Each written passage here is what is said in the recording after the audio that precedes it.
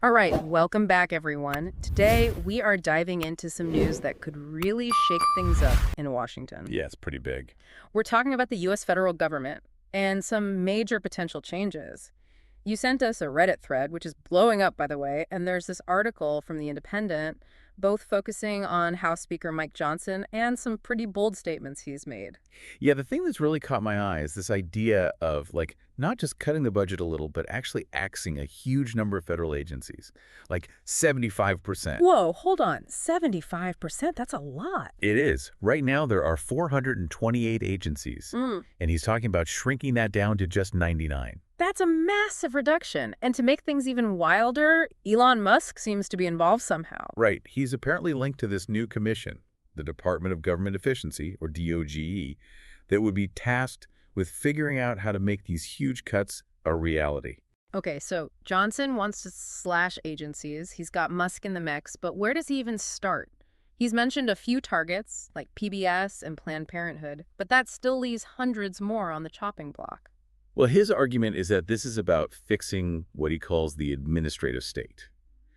He says over time, a lot of federal agencies have gotten too big, too powerful, and they've kind of gone beyond their original purpose. They're making decisions, he argues, that should really be left to Congress. So it's about reining in the power of these agencies and giving more control back to elected officials. Exactly. It's not just about cutting waste or making things more efficient. It's a fundamental shift in the balance of power within the government. You know, it's funny. Some people in this Reddit thread are comparing this whole thing to dystopian video games like Cyberpunk 2077, where corporations have more power than the government. I can see the comparison, but it's important to understand that Johnson's basing his argument on legal grounds, too. He, along with Musk and Vivek Ramaswamy, who's the head of DOGE, wrote an op-ed for the Wall Street Journal laying out their case. They actually cite recent Supreme Court decisions, like West Virginia v. EPA and Loper Bright v. Raimondo, to justify this kind of regulatory rollback. So they're using legal precedent to back up their plan. Interesting. I gotta be honest, I'm not a legal expert. Can you break that down a little? Like, what do those court cases have to do with cutting agencies? Sure, take West Virginia v. EPA, for example. That case liminaled the EPA's power to regulate greenhouse gas emissions from power plants.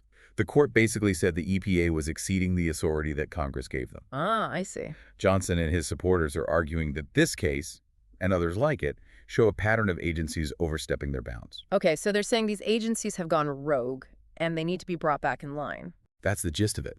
And they believe that making massive cuts is the way to do that. All right. Now, whether those legal arguments will hold up in court is another question, but they're definitely trying to build a solid legal foundation for their actions.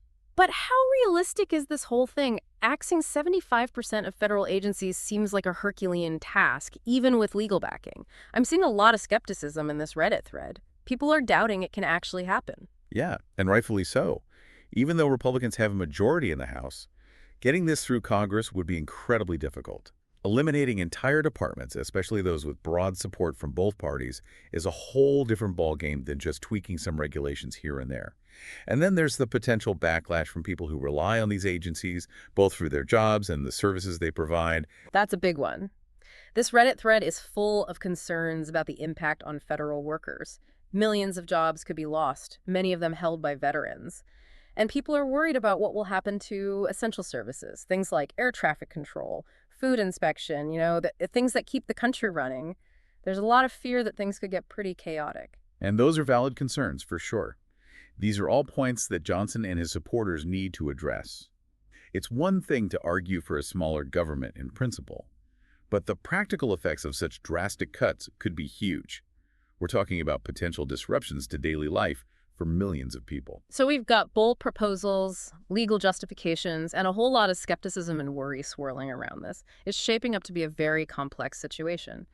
Where do we go from here? Well, before we jump into the potential impacts of all this and the political game that's unfolding, I think it's worth taking a step back and looking at the bigger picture. What are the arguments in favor of streamlining government?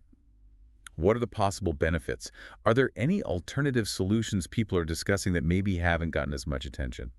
Okay, yeah. Let's shift gears a bit and explore the other side of this debate. So even with all the controversy these proposed cuts are stirring up, there are arguments in favor of streamlining government. proponents, like Johnson and his camp, believe that a leaner government could actually be more efficient, less bureaucratic, and less prone to overreach. Okay, I can see that perspective, but a lot of people in this Reddit thread are struggling to see how fewer agencies actually translate into better services. There's a lot of worry that this will just pave the way for more privatization, which, doesn't always have the best track record when it comes to putting people before profits. That's a valid concern for sure. The idea that private companies might prioritize profits over service quality, that's definitely a risk. But those who advocate for a smaller government, they often push back on that. They argue that competition in the private sector can actually drive innovation and lead to improved services. So it's kind of a trade-off then. You might lose some of the safeguards and accountability that come with government oversight, but you get the potential for more innovation and efficiency from the private sector. Yeah, that's a key question to consider. It's a balancing act, and like a lot of things in government, there isn't a clear-cut answer. Right, right. Okay, so even if we accept the idea that a smaller government can be more efficient, how does Johnson actually plan to make these cuts happen without causing major disruptions? He's already mentioned targeting certain agencies like PBS and Planned Parenthood, which has, well, sparked a lot of debate. But beyond those specific examples, what's the overall plan? Well, in their op-ed in the Wall Street Journal, Johnson, Musk, and Ramaswamy argue that the government has become bloated and bogged down in bureaucracy. They point to redundant programs, overlapping responsibilities, outdated regulations, things like that, that they say are stifling economic growth and preventing innovation. So they're basically arguing that by eliminating those redundancies and streamlining the whole system, you can achieve the same outcomes, or even better outcomes, with fewer resources. Exactly. They believe that a more focused government, one with clearly defined roles and responsibilities, could actually be more effective at delivering essential services. Of course, it all comes down to the details. Figuring out how to identify and eliminate genuine waste and redundancy without accidentally cutting into essential functions, that's a huge challenge. For sure. And I mean, even just skimming through this Reddit thread, it's clear that there's a lot of frustration out there with how the government spends taxpayer money. Right, and that's exactly the sentiment that Johnson and his supporters are tapping into. They're presenting this as a common-sense approach to making government work better for everyone. But critics argue that just slashing budgets without a careful, strategic plan could end up doing more harm than good. So we've got arguments about efficiency, waste, the role of the private sector, all of that. But there's another side to this debate that we can't ignore, and that's the human side. These proposed cuts aren't just about numbers on a spreadsheet. We're talking about real people's jobs, their livelihoods, the services they rely on. You're absolutely right, and that's what makes this deep dive so interesting. It gives us a chance to explore those personal stories and get a sense of how complex this issue really is, beyond just the political rhetoric. Absolutely. So let's shift gears a bit and focus on that human side of the debate. What are the potential consequences for the people who work for the federal government and the communities they serve? How are people reacting to all of this? This Reddit thread is just full of stories from federal workers who are, understandably, pretty anxious about what these proposed cuts could mean for their jobs. I mean, we're talking about potentially millions of people whose livelihoods are at stake. And it's important to keep in mind that behind all this talk about efficiency and streamlining, there are real people with families to support, mortgages to pay, dreams for the future. These are the folks who keep our government running, who make sure those essential services are delivered. Often they've dedicated their entire careers to public service. Yeah, there's this one story that really got to me from a federal employee who's also a veteran. He talks about how serving his country has always been his greatest honor, and now he's facing the possibility of losing the job that allows him to support his family. It's really tough to think about the kind of toll this uncertainty is taking on people, on families all across the country. It's a stark reminder that these decisions being made in Washington have real-world consequences for people everywhere. Absolutely. This isn't some abstract political game. It's about people's lives.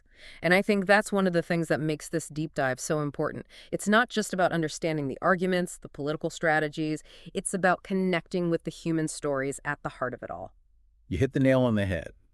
And what's really striking about this Reddit thread is the sheer range of opinions and experiences you see. You've got people who are completely against any kind of cuts, who believe that the government has a vital role to play in protecting vulnerable people, ensuring a fair and just society. Right, and then you've got those who believe the government has become too big and efficient. They think shrinking it is the only way to get the economy moving and protect individual freedoms. Exactly. Yeah. And then there are folks who fall somewhere in between. Maybe they support some streamlining, but they're worried about what might happen if the cuts are too drastic. And that's what makes this such a fascinating conversation. It's not a simple left versus right kind of issue. You see people from all walks of life, all across the political spectrum, grappling with these questions. It is. And that's what makes this conversation so important. It's not about scoring political points. It's about working towards solutions that work for everyone. So as we start to wrap up this deep dive, what are some key takeaways for our listeners? What should they be thinking about as they try to make sense of all of this? Well, I think the biggest takeaway is that this is a complicated issue, no easy answers.